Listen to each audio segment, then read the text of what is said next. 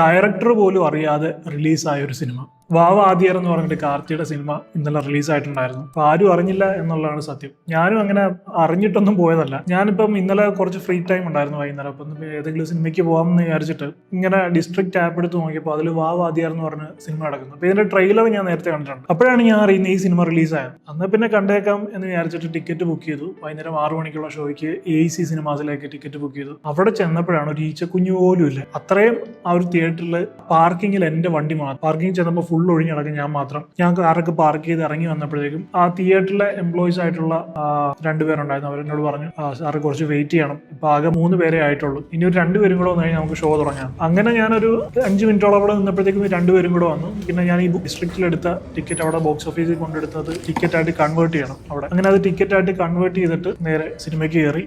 അപ്പൊ ഇതിന്റെ ഡയറക്ടർ എന്ന് പറയുന്നത് നമ്മുടെ വിജയ് സേതുപതിയുടെ സൂതുകാവും കാതലും കടന്നുപോകും എന്ന് പറയുന്ന 2 അത്യാവശ്യം ഹിറ്റായിട്ടുള്ള 2 സിനിമകളുടെ ഡയറക്ടറാണ് ഇതിന്റെ ഡയറക്ടർ നളൻ കുമാരസ്വാമി. ഇതിന്റെ ട്രെയിലറിലും അത് കാണിക്കുന്നുണ്ട്. പക്ഷേ ഈ പുള്ളിക്കാരൻ എന്ത് പറ്റിയെന്ന് അറിയില്ല. ഇതൊരു നനഞ്ഞ പടക്കം പോലെ, എന്തോ മൊത്തത്തിൽ ഒരു തകരാറുള്ള സിനിമ പോലെ. ഇതിനകത്ത് എനിക്ക് ഏറ്റവും ഇഷ്ടപ്പെട്ട കാർത്തിക തന്നെയാണ്. കാർത്തികയുടെ കാര്യം പറയുമ്പോൾ 48 വയസ്സുണ്ട് ഈ പുള്ളിക്കാരന്, കാർത്തിക്. പക്ഷെ ഈ സിനിമയ്ക്കകത്ത് കണ്ടെങ്കിൽ ഒരു 28 വയസ്സ് മാത്രമേ തോന്നുള്ളൂ. പ്രത്യേകിച്ച് പുള്ളിയുടെ ഹെയർ ട്രാൻസ്പ്ലാന്റ് കഴിഞ്ഞപ്പോൾ നല്ല രീതി ഒരു യങ് ലുക്കായി. ഇതിനകത്ത് നായിക എന്ന് പറയുന്നത് കൃതി ഷെട്ടിയാണ്. അപ്പൊ കൃതി ഷെട്ടി ആയിട്ടൊക്കെ നിന്നിട്ട് നല്ല മാച്ച് ഉണ്ട് ആ ഒരു ഏജ്. കൃതി ഷെട്ടിക്ക് ഇപ്പൊ വന്നു കഴിഞ്ഞാൽ എത്ര വയസ്സുണ്ടാവും? വിക്കിപീഡിയ പറയുന്നത് ശരിയാണെങ്കിൽ കൃതി ഷെട്ടിക്ക് 22 വയസ്സേ ഉള്ളൂ പ്രായം. ആ 22 വയസ്സുള്ള കൃതി ഷെട്ടിയായിട്ട് ഒരു നല്ല മാച്ച് ഉണ്ട് 48 വയസ്സുള്ള കാർത്തിക്. പുള്ളിയുടെ സ്കിന്നാണേലും മൊത്തത്തിൽ ലുക്കാണേലും ഹെയറും എല്ലാം നല്ല യൂത്ത്ഫുൾ ആയിട്ടിരിക്കുന്നു. പിന്നെ ഈ താടിയൊക്കെ എന്താ ചെയ്യുന്നത് എനിക്കറിയില്ല. സാധാരണ ഒരു 40 വയസ്സൊക്കെ ആകുമ്പോൾ പല ആളുകളുടെയും താടിയൊക്കെ നിറച്ച് ഞാൻ പല ആളുകളെയും ശ്രദ്ധിച്ചിട്ടുണ്ട്. ബാക്കിയെല്ലാം യൂത്ത്ഫുൾ മെയിൻറ്റെയിൻ ചെയ്താലും ഈ താടി നരയ്ക്കാറുണ്ട്. അത് നീളത്തിൽ താടി വളർത്തുന്നവർക്ക് കുഴപ്പമില്ല, പക്ഷെ കുറ്റിത്താടി വെക്കുന്നവർക്ക് ഒന്നും ചെയ്യാൻ പറ്റില്ല. ഇപ്പം നമ്മൾ ഋത്തിക് റോഷനെയൊക്കെ നോക്കുകയാണെങ്കിൽ തന്നെ ബാങ്കിലൊക്കെ നല്ല രീതി കുറ്റിത്താടി വെക്കുമ്പോൾ അത് നരച്ചിരിക്കും, നമുക്ക് അറിയാൻ പറ്റും. പക്ഷെ ഇതിനകത്ത് കാർത്തി അതൊക്കെ ഇനി നരയ്ക്കാത്തതാണോ അതോ നരച്ചിട്ട് ഡൈ ചെയ്യുന്നതാണോ എന്ന് അറിയില്ല. അതൊക്കെ നല്ല രീതിയിൽ മെയിൻറ്റെയിൻ ചെയ്യും. നല്ല രസമുണ്ട് കാർത്തികനകത്ത് കാണാൻ. ഭയങ്കര ഹാൻസം ആയിട്ടിരിക്കും.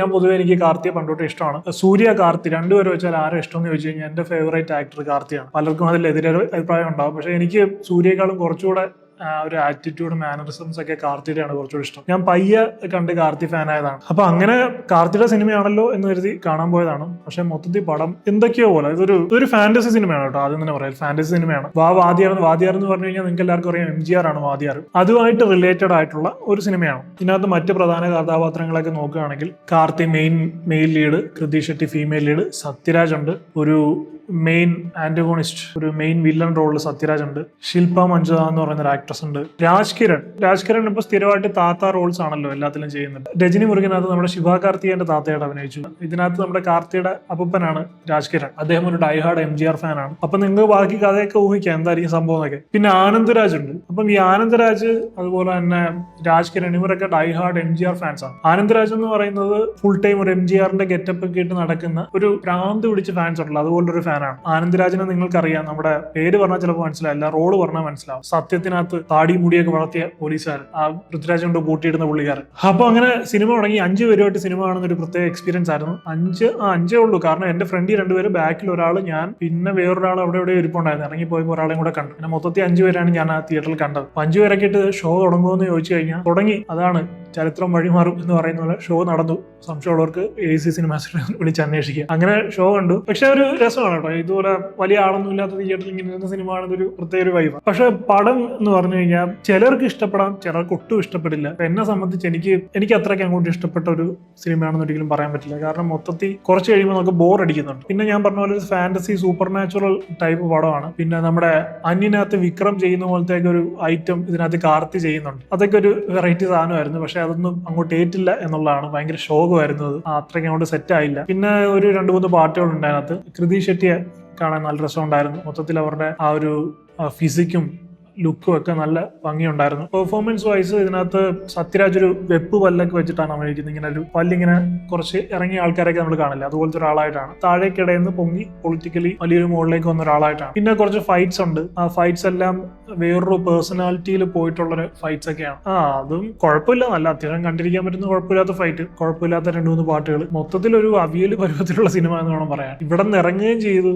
അങ്ങ് എത്തിയതും ഇല്ല എന്ന് പറയുന്ന പോലെ പടം മിക്കവാറും ഫ്ലോപ്പ് തന്നെ ആയിരിക്കും. കാരണം ഒന്നാമത് ഈ പടം ഇറങ്ങി ആരും അറിഞ്ഞിട്ടില്ല. രണ്ടാമത്തെ കാര്യം പടം വലിയ ഇനി മൗത്ത് പബ്ലിസിറ്റി വഴി അറിയുമെന്ന് പറയാനാണെങ്കിൽ പോലും പടം വലിയ സുഖമില്ല. സോ അങ്ങനത്തെ ഒരു സിനിമാറ്റിക് എക്സ്പീരിയൻസ് ആയിരുന്നു വാവാദിയർ എന്ന് പറയുന്നത്. പിന്നെ അവസാനം ആരംഭം എന്നൊക്കെ പറഞ്ഞ് എഴുതി കാണിക്കുന്നുണ്ട്. ഇതിന്റെ സെക്കൻഡ് പാർട്ട് ഇറക്കാനാണെങ്കിൽ ദയവ് ചെയ്ത് അങ്ങനെയുള്ള സാഹസത്തിനൊന്നും മുതിരരുത്. ഇത് തന്നെ ആളുകൾക്ക് സഹിക്കാൻ പറ്റാത്ത രീതിയിലുള്ള ഒരു ലെവൽ സാധനമായിരുന്നു. പിന്നെ ചില ആളുകൾക്ക് ഇത് ഇഷ്ടപ്പെടും കേട്ടോ, നമുക്ക് അങ്ങനെ പറയാൻ പറ്റില്ല. ഇപ്പം ചില ആളുകൾക്ക് ഇങ്ങനെയൊക്കെയുള്ള ഇഷ്ടപ്പെടുന്ന, പ്രത്യേകിച്ചൊന്നും ഇല്ലാത്ത ഇങ്ങനെ കണ്ടിരിക്കുന്ന ഇഷ്ടപ്പെടുന്ന ആളുകൾക്ക് ഇഷ്ടപ്പെടും. എന്നെ സംബന്ധിച്ചിടത്തോളം ഒരു വൈബ് വരുന്ന സിനിമയാണ് ഞാൻ പിന്നെയും കണ്ടിരിക്കും. പക്ഷെ ഇതിനകത്ത് കുറെ ഇടയ്ക്കൊക്കെ നല്ല രീതിയിൽ ലാഗും ബോറടിയൊക്കെ തോന്നും. ഞാനിങ്ങനെ ഇപ്പൊ തീരുമാനിക്കും എന്നുള്ളൊരു മൈൻഡ് ഇരിക്കുന്നത്. ആകെ 2 മണിക്കൂർ 9 മിനിറ്റുമാണ് സിനിമയുള്ളത്. ഇന്റർവെൽ വരെയൊക്കെ ഒന്ന് പെട്ടെന്ന് ഓടിച്ചാടി പോയി. ഇന്റർവെൽ കഴിഞ്ഞ് പിന്നെയാണ് കുറച്ച് ഡിലേ ഇങ്ങനെ തോന്നിയത്. കൃതി ഷെട്ടി അവരുടെ പറയുമ്പോൾ അവരുടെ ഇതിനകത്തുള്ള റോൾ എന്ന് പറയുന്ന ഒരു ഗോസ്റ്റ് റീഡർ എന്നൊക്കെ വേണമെങ്കിൽ പറയാം. പ്രേതങ്ങളുമായിട്ടൊക്കെ സംസാരിക്കാൻ കഴിവുള്ള ഒരാള് എന്ന് വേണമെങ്കിൽ പറയാം. കാർത്തി ചെയ്യുന്ന കഥാപാത്രം രാമചന്ദ്രൻ, MG രാമചന്ദ്രൻ എന്നുള്ള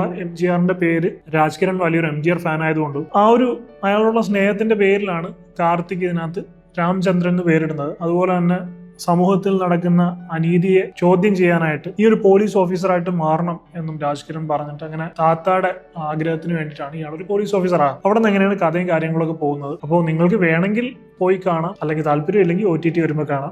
എനിക്ക് വേറെ സിനിമയൊന്നും കാണാനില്ലാത്തതുകൊണ്ട് ഞാൻ പോയി കണ്ടെന്നേ ഉള്ളൂ. ഞാൻ നമ്മുടെ ശിവകാർത്തികന്റെ, രവി മോഹൻ, അഥർവയൊക്കെ അഭിനയിച്ച പരാശക്തി മൂവിയും കണ്ടായിരുന്നു. അതിന്റെ റിവ്യൂ ഉടനെ പോസ്റ്റ് ചെയ്യാം. ഇത് മൊത്തത്തിൽ ഒരു നനഞ്ഞ പടക്കം എന്ന് പറയാനേ പറ്റുന്നുള്ളൂ.